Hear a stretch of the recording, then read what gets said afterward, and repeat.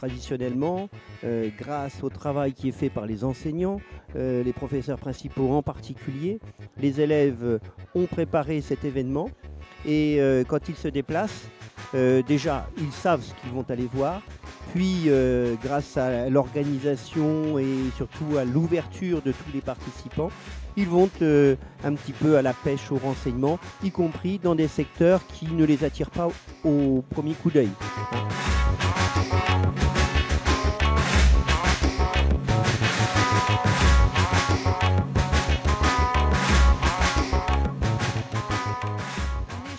Actuellement dans les premières phases, à savoir les élèves choisissent déjà études courtes ou études longues, donc voie générale, voie professionnelle.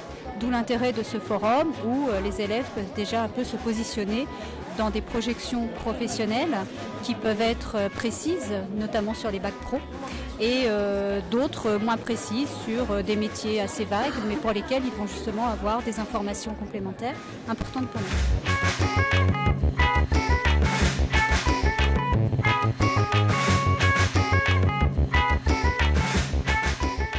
C'est de trouver leur voie, une voie qui leur convienne, de ne pas choisir effectivement des voies un petit peu par défaut. Donc c'est aussi de faire en sorte d'avoir de la curiosité par rapport à ce qui se passe, par rapport au métier, de profiter du réseau amical, du réseau familial, justement pour essayer de découvrir différentes voies. Et puis leur dire que voilà, faut pas avoir peur de se tromper aussi. Voilà, un projet professionnel, c'est quelque chose qui se mûrit dans le temps. Aujourd'hui, il y a des dispositifs qui permettent de se réorienter en cours de cursus.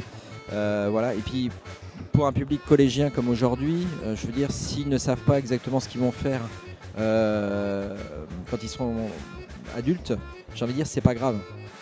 C'est pas maintenant.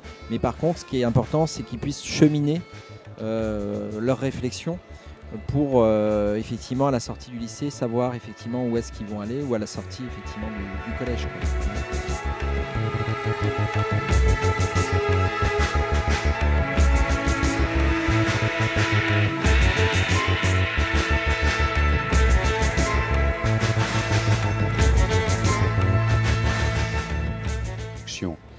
Donc je crois qu'on avance progressivement, mais qu'on n'a pas encore gagné complètement la bataille, et qu'il faut continuer à accentuer cette ouverture vers la mixité totale des fonctions et des rôles.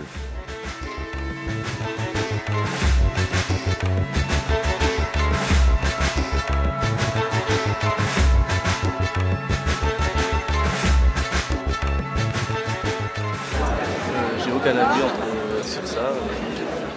Chacun fait son travail, et s'il y en a un qui veut faire un travail d'homme et une femme veut faire un travail d'homme, et comme demoiselle qui est à côté de moi qui est en maintenance, moi ça j'ai jamais eu de problème avec une femme qui vient dans un atelier où il n'y a que des hommes. Au contraire, c'est favorable pour une femme qui fait de l'industrie. J'aime bien.